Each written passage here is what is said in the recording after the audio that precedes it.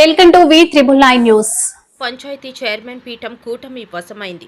2వ ward councillor Akula Malleswari Palakonda నగర పంచాయతీ నూతన చైర్మన్గా ఎన్నికయ్యారు. గతంలో 19వ వార్డు కౌన్సిలర్ ఎందవ రాధాకుమారి వైసీపీ హయాంలో చైర్మన్ పదవి పొందారు. అనంతరం వ్యక్తిగత కారణాలతో ఆమె రాజీనామాతో ఖాళీ అయిన చైర్మన్ పదవిలో తాత్కాలిక చైర్మన్గా ఇన్నాళ్లు 11వ వార్డు కౌన్సిలర్ పల్లా ప్రతాప్ కొనసాగారు. అనేక మార్లు చైర్మన్ ఎన్నిక ప్రక్రియ వాయిదాల తరువాత నేడు పాలకొండ చైర్మన్ పీఠం కూటమి తన ఖాతాలో వేసుకుంది. మంత్రి గుమ్మడి సంధ్యారాణి, పాలకొండ ఎమ్మెల్యే నిమ్మక జయకృష్ణ రాజకీయ చతురత ముందు వైసీపీ ఎత్తులు చిత్తైపోయాయి. చైర్మన్ ఎన్నికకు నోటిఫికేషన్ వచ్చిన తరుణంలోనే కూటమి ప్రభుత్వ అభివృద్ధిని చూసి ఆకుల మల్లేశ్వరి మంత్రి అచ్చెన్నాయుడు సమక్షంలో టీడీపీలో చేరారు. ఈరోజు జరిగిన ఎన్నికల్లో ఆకుల మల్లేశ్వరి ఇండిపెండెంట్గా నామినేషన్ దాఖలు చేశారు. ఆమె అభ్యర్థిత్వాన్ని టీడీపీ కౌన్సిలర్లు అడప జయ ప్రతిపాదించగా గంటా వరలక్ష్మి బలపరిచారు. పాలకొండ నగర పంచాయతీ చైర్మన్ ఎస్సీ రిజర్వ్డ్ స్థానం కావడంతో ఒకే అభ్యర్థి నామినేషన్ వేయడంతో ఎన్నికల అధికారి శోభిక ఆకుల మల్లేశ్వరిని చైర్మన్గా ప్రకటించారు. అనంతరం కూటమి తరఫున చైర్మన్గా ఎన్నికైన ఆకుల మల్లేశ్వరిని మంత్రి గుమ్మడి సంధ్యారాణి, ఎమ్మెల్యే జయకృష్ణ, మాజీ మంత్రి కిడారి శ్రవణ్, ఇన్ఛార్జ్ పడాల భూదేవి సన్మానించారు. మనకి తెలుగుదేశం పార్టీ మన 2వ వార్డు కౌన్సిలర్ అయినటువంటి మల్లేశ్వరి గారు చైర్మన్గా ఎన్నికవడం మేమందరం ఆవిడకి కృతజ్ఞతలు తెలియజేసుకొని అభినందనలు కూడా తెలియజేస్తున్నాం మనస్ఫూర్తిగా. ఈరోజు పార్టీ కూటమి ప్రభుత్వం అధికారంలోకి వచ్చిన తర్వాత ప్రజల తాలూకా అభివృద్ధి సంక్షేమం చూస్తున్నటువంటి కూటమి ప్రభుత్వం మీద నమ్మకంతో విశ్వాసంతో ఈరోజు కౌన్సిలర్స్ అందరూ కూడా చాలామంది కౌన్సిలర్ అంటే గెలిచిన వాళ్ళు మా వాళ్ళు నలుగురు అయినప్పటికి కూడా ఈరోజు మొత్తం 5గురు కౌన్సిలర్స్ ఇక్కడికి వచ్చారు. మొత్తం మన ఎమ్మెల్యే గారు సంగతి మీ అందరికీ తెలుసు, చాలా సౌమ్యులు. ఈరోజు మనందరం కూడా ఇక్కడ ఈరోజు జిల్లా పార్టీ అధ్యక్షులుగా పర్యవేక్షణకు వచ్చినటువంటి జీసీసీ చైర్మన్ మా సోదరులు ఇక్కడ శ్రావణ్ గారు ఉన్నారు, ఎమ్మెల్యేగా జయకృష్ణ గారు ఉన్నారు. ఈరోజు ఏంటంటే ఇక్కడ కార్యక్రమం జరుగుతుంది అనగానే మీరన్నీ చూశారు. 1వసారి 2వసారి ఎలాంటి ఇబ్బందులు వచ్చాయో ఏంటో అనేది. కానీ ప్రజలు కోరుకుంటున్నారు ఈరోజు కూటమి ప్రభుత్వంలో ఖచ్చితంగా కూటమి పాలన రావాలి.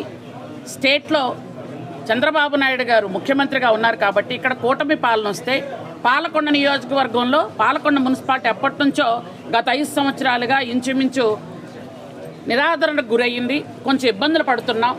కాబట్టి ఇప్పుడైనా మున్సిపాలిటీని బాగు చేయాలన్న ఉద్దేశంతో ప్రజల్లో కూడా మార్పు వచ్చింది. ఎమ్మెల్యే గారు కూడా కృషి చేయడం కూడా జరిగింది. ఈరోజు మనకి చైర్మన్గా మల్లేశ్వర్ గారిని ఈరోజు ఎన్నుకోవడం కూడా జరిగింది. ఆవిడకి మా ప్రత్యేకమైన అభినందనలు తెలియజేసుకుంటూ చాలా సంతోషం. ఇక మీదట ఈ టర్మ్ ఉన్నంత వరకు చాలా చక్కగా చేస్తారు. ఆ తర్వాత కూడా ఖచ్చితంగా కూటమి ప్రభుత్వంలోనే కూటమి ఖాతాలోనే మున్సిపాలిటీ ఉంటుంది కాబట్టి ఈ 5 సంవత్సరాలు పాలకొండ మున్సిపాలిటీని అత్యద్భుతంగా డెవలప్ చేసి చూపిస్తామని మీ అందరూ కూడా మేము తెలియజేస్తాం.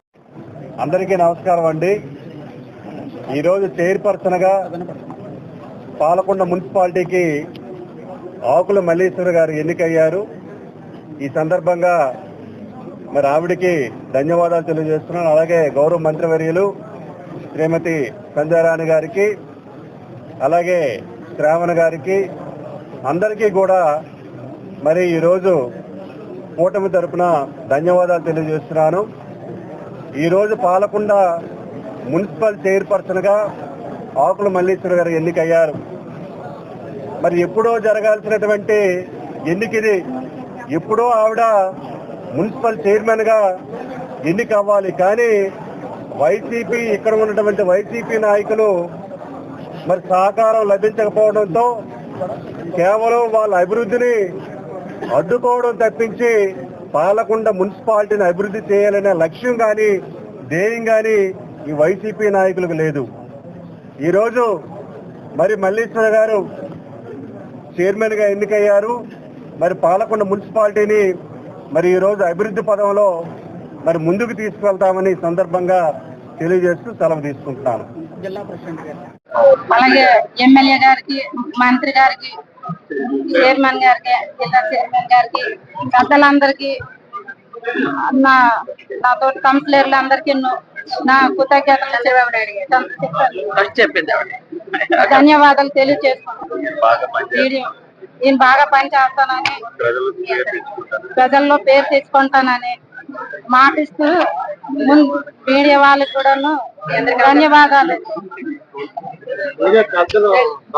ప్రజల్ని పట్టించుకోలేదు, ప్రాంతాన్ని పట్టించుకోలేదు, అంతేకాకుండా అణగారిక వర్గాన్ని కూడా పట్టించుకునేటువంటి కార్యక్రమం చేస్తున్నారు. ఇది మంచి పద్ధతి కాదని చెప్పి కూడా మరొకసారి మనం తెలియజేస్తున్నాం. ఎప్పుడైనా సరే ప్రజాస్వామ్యమే గెలుస్తుంది. ముఖ్యమంత్రిగా శ్రీ నారా చంద్రబాబు నాయుడు గారు అధిష్టానంలో ఇప్పుడు ఉన్నారు. ఆయన నాయకత్వంలో తప్పనిసరిగా న్యాయమే జరుగుతుంది, కానీ అన్యాయం ఎవరికి జరగదని చెప్పడం ఇది ఉదాహరణగా మీరు తెలుసుకోవాలని చెప్పి కూడా ఈ సందర్భంగా తెలియజేస్తున్నాం. Thank you very much.